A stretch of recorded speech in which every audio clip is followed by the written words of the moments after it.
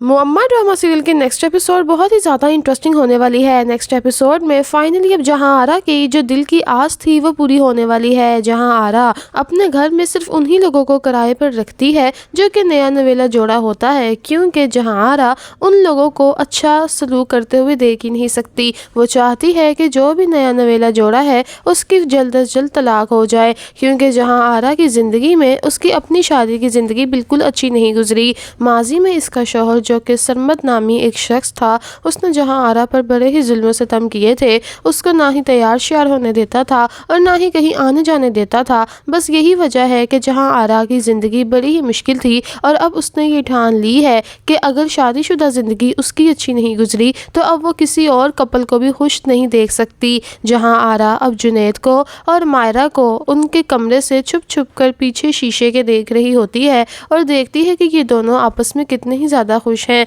जानबूझकर इन दोनों को खाना बना कर देती है ताकि इसके शौहर को यही लगे कि इसकी बीवी तो अच्छा खाना नहीं बनाती और ये खाना बहुत अच्छा बनाती है। अब नेक्स्ट एपिसोड में ये होना है कि मायरा को किसी इमरजेंसी के साथ अपने घर जाना है अपनी माँ से मिलने के लिए, जिस पर जुनैद भी बहुत ज़्यादा परेशान हो जाता है और कहता है कि मायरा तुम फिक्र ही मत करो, मैं तुम्हें अभी ही छोड़ आता हूँ आंटी के घर में। लेकिन दूसरी तरफ दीवार के जहां आरा शीशे के पीछे से इनकी सारी बातें सुन रही होती है और दिल ही दिल में उसको बहुत ही तस्कीन पहुंच रही होती है कि आज यही मौका है जो वो चाहती थी कि इस जुनैद को अपने शिकंजे में कर ले, क्योंकि जुनैद को देखते के साथ ही जहां आरा को इससे मोहब्बत हो गई थी और वो मायरा को बिल्कुल भी इसके करीब नहीं देखना चाहती।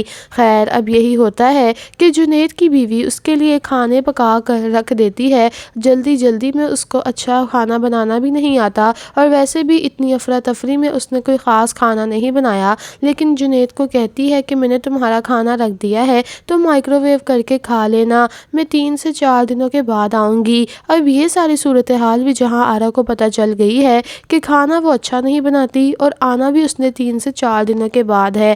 खैर जुनैद अपनी बीवी को जब उसके मैके छोड़ आता है तो वापसी पर अब जहाँ आरा बहुत ही ज़्यादा अच्छे अच्छे खाने बनाती है और जुनैद के लिए आसिया को कहती है कि उसके कमरे में दे आओ। अब जुनैद जो कि थका हारा ऑफिस से घर वापस आता है, उसको तो होश ही नहीं होती खाना खाने की और उसकी बीवी उसके लिए खाना बना कर गई है, लेकिन उसको पता ही नहीं कि खुद से खाना कैसे खाते हैं, कैसे गर्म करते हैं, क्योंकि इसके सारे काम तो मायरा करती थी। इतनी में ही आसिया दरवाज़ा खटखटा कर कहती है कि जीजी ने आपके लिए खाना भिजवाया है, जिस पर वह बहुत ज़्यादा खुश हो जाता है और कहता है कि क्या मतलब जीजी ने भिजवाया है।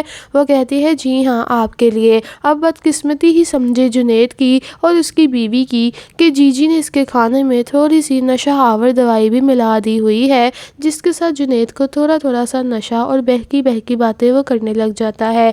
जुनैद जब खाना खाता है तो खाता ही रह जाता है कि इतना मज़ेदार खाना उसने कभी भी नहीं खाया अपनी लाइफ में। जानबूझकर आसिया ये कहती है कि आपकी बेगम कहाँ पर है, वो आज नज़र नहीं आ रही, जबकि आसिया को भी इस बात का पता ही नहीं कि जीजी को ये बात पता है कि मायरा तो अपनी माँ के घर रहने के लिए गई हुई है, क्योंकि उसकी माँ की तबीयत बहुत ज़्यादा ख़राब हो गई थी। खैर जुनैद कहता है हाँ वो घर नहीं है, वो ज़रा अपने मायके गई हुई है।